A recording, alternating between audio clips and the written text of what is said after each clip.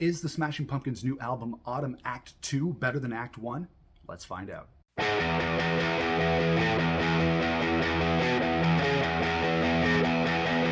Hey everybody, it's Nick here with you. Welcome back to the Rock Squad channel and welcome to my rock album review for the Smashing Pumpkins Autumn Act 2. Before we get to it, guys, make sure to subscribe to us here on the Rock Squad channel. If you love to rock out as much as we do, make sure to like this video. We appreciate that. And make sure to share this video online with your friends and fellow rock fans. All right, so here we are with Autumn Act 2, the middle part of the epic Smashing Pumpkins Autumn Rock Opera Trilogy. Of course, we got Autumn Act 1 back in November. We got Autumn Act 3 coming out in April. And here we are in the middle chapter, the Empire Strikes Back of the Autumn Trilogy. If you didn't see my review for Autumn Act 1, I'll link that up here for you. But if you hadn't seen that review, that album was a little bit of a mixed bag for me. You know, it had some weak songs, it had some great songs on it as well. But I didn't really dig it as much as I was hoping. And I'm sorry to say that Autumn Act 2 for me is not as good as Autumn Act 1.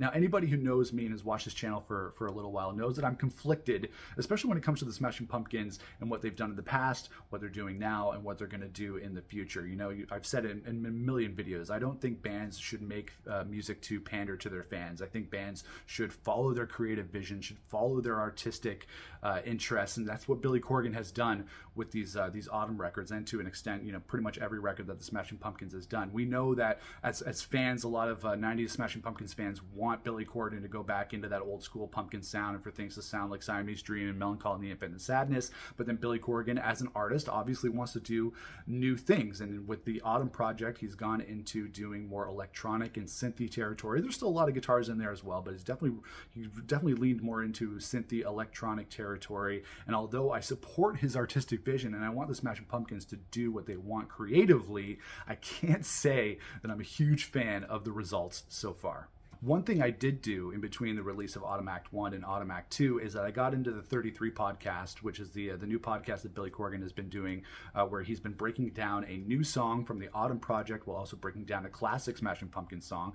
And listening to this podcast has given me a little bit more clarity into what he's trying to do, at least lyrically, with these Autumn albums. Of course, thematically, they continue on from the story that was being told on Melancholy and Infinite Sadness and Machina, the Machines of God. He's continuing that story of Shiny. I can't say that I know exactly what he's going for lyrically. It's kind of like these guys, Coheed and Cambria and the Amory Wars. I love the tunes, but I can honestly say I'm not able to really follow the story. But I think it was really cool for Billy Corgan to do something new and to do a podcast breaking down what he's trying to do with these Autumn albums. So although the results may vary in terms of the songs, I do really enjoy the 33 podcast, and I do enjoy the kind of the information that Billy Corgan has given to us on that podcast. And as I said, Autumn Act 1 was a little bit of a mixed bag for me. I was really hoping that Autumn Act 2 would be the album that really got me into this rock opera trilogy, especially since it features Beguiled, which is the first single that was released from this entire project and is a song that I really love. I was hoping the rest of this album might follow that vibe from Beguiled, but it doesn't. And you know what? For me, for my money, Autumn Act 2 just goes too far into the synthy and electronic territory. All right, so let's get to the songs that I enjoyed on Autumn Act 2. It kicks off with a song called Avalanche, which I thought was a great opener, a much better opener than the title track from Autumn Act 1. It starts out with gentle keys and some birds chirping, which I thought was really cool. And then it goes into this little guitar riff, and the song picks up from there. I thought that was a really cool guitar riff that Billy put on this song. It picks up from there. I thought it was a great opening. I love the female vocals, the lady vocals, as I said on Autumn Act 1. I love those vocals on Autumn Act 2 as well. I think it elevates the material. I think it creates a highlight on this album, courtesy of Katie Cole and Sierra Swan. I thought they did a great job again on this record with the backup vocals. So even though Billy Corgan's voice can grate a little bit on Autumn Act 2, they definitely elevate the material. Empires. Speaking of The Empire Strikes Back, Empires. This was a great rocker on this album on Autumn Act 2. It has Zeitgeist vibes, which is a very specific time in the Smashing Pumpkins discography. It has a catchy melody. It has a chorus that I thought was really great, and it really kicked things off. You know, we're in a good standing for Autumn Act 2. I wish the rest of the album continued in this vein, but it does start out really strong. So I loved Avalanche. I thought Empire was a great rocker, very zeitgeist on that track. Moss, I love this song. I love the bass line. I love the drums. The guitar's really good on this. And I think with this song, Moss, is that what it does is that it shows that with the Smashing Pumpkins, like, I'm not against them going into electronic territory. I'm not against them doing more synth heavy territory. They don't have to make everything anything, some guitar heavy song like Siamese Dream or Melancholy, but there is a balance that you can strike between the rockier elements of the Smashing Pumpkins and the more electronic elements that Billy Corgan's been trying to do on this rock opera trilogy. And I thought that Moss was the happy medium between, you know, rocky and synthy, which is what the Smashing Pumpkins have been trying to do. So I thought that one was by far one of the best examples of the balance that they can strike with their new material. Night Waves, not a great song, but I love the guitars on this, kind of chimey 80s retro vibes with the guitars on Night Waves. There is a lot of retro 80s kind of vibe on Autumn altogether. And then the last song that I liked, is a short list for Autumn Act 2, unfortunately, but the last song, of course, that I liked for Autumn is Beguiled, which is the first single that they released for this entire project back in November. For my money, Beguiled is still the best track that they've released on this entire project so far. It's got everything you like in a Smashing Pumpkins song. It's got a chuggy guitar riff. It's got a great melody and great vocals. And that's the difference, too, is that coming into some of these songs on Autumn, I listen to them and they just go in one ear and out the other. I can't hum them. I can't sing them. There's nothing that sticks with me for some of these songs, but Beguiled in particular is a song that I think is really strong. That's probably why it was made the first and only single from the Autumn project so far.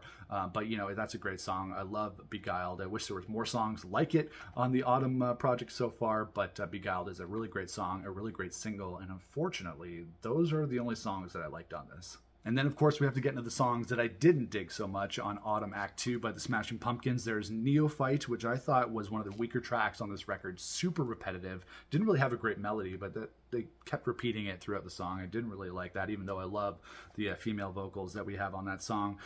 Space Age was decent. It kind of reminded me of The Crying Tree of Mercury from the Machina records, which is a very, very downtrodden kind of song. It's a very depressing song, but Space Age reminded me of something that might come from the Machina albums. Every Morning, this song, man, I wish I could have liked it. The second half of this record was really, really hard to listen to because every song just sounded the same. None of them had any distinctive qualities that I could tell. So Every Morning just meanders.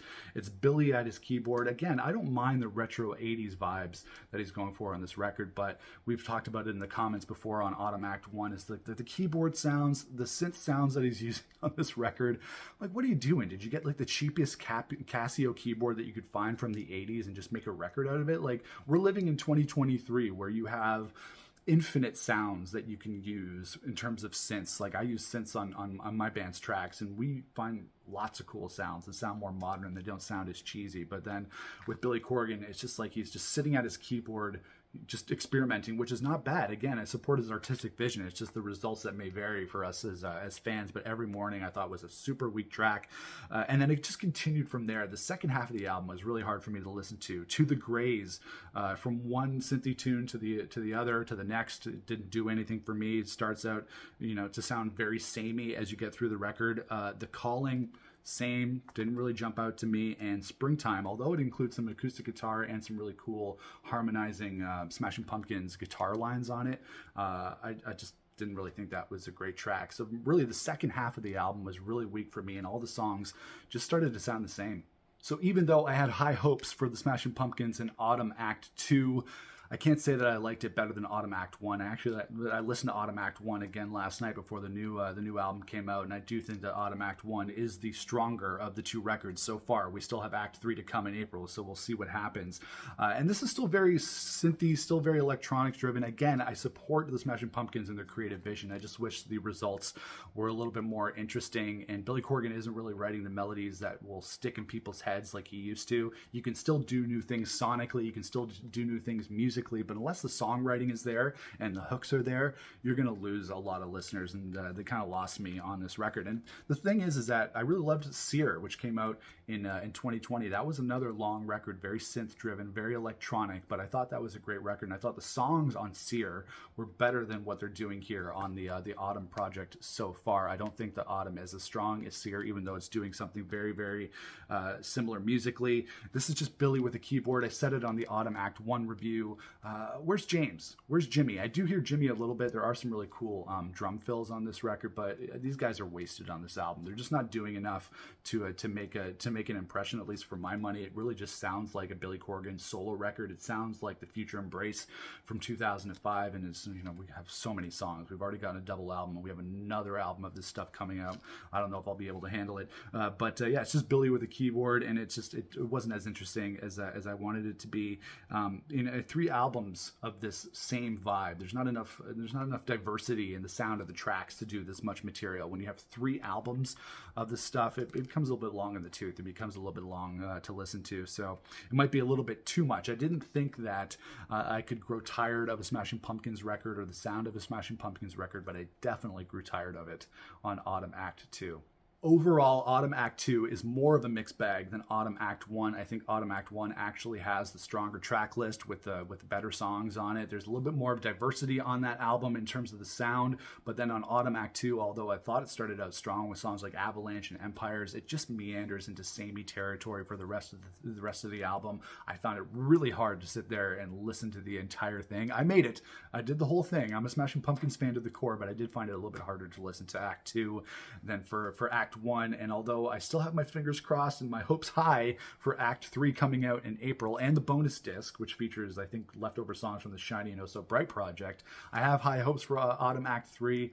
I can't say that I'm super excited for it at this point. And that is it for my review of the Smashing Pumpkins Autumn Act 2. Guys, I was really hoping that I would like it better than Act 1. It started out strong, but then really faded really quickly for me as I listened to the rest of the album. I have high hopes for Act 3, but we'll see what happens. I support the Smashing Pumpkins and their artistic vision to create music that satisfies them creatively and musically, but for us fans, results may vary, and there was a lot of varying on Autumn Act 2. So I really wish I liked it a lot more, but you know what, guys, I didn't like it as much as Autumn Act 1, so I'm going to give Autumn Act 2 a 2 out of 5. And that is it, guys. Let me know what your thoughts are for the new Smashing Pumpkins album, Autumn Act 2, in the comments below. Did you like it better than Act 1? Are you excited for Act 3?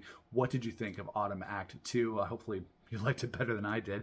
Make sure to like this video. Make sure to subscribe to us here on the Rock Squad channel so you don't miss out on future videos. Make sure to share this video on social media. Make sure to follow us on social media at Rock Squad Pod on Instagram and Twitter. And you can check out my band as well. We're called Fool's Union. If you love Smashing Pumpkins and Weezer, Oasis, that kind of stuff, you'll love us as well. We just released a new song called America that you can check out, and you can check out my band right now at foolsunion.com. But we'll see you guys again for another Rock Squad video here on the channel, guys. Until then, rock on, everybody.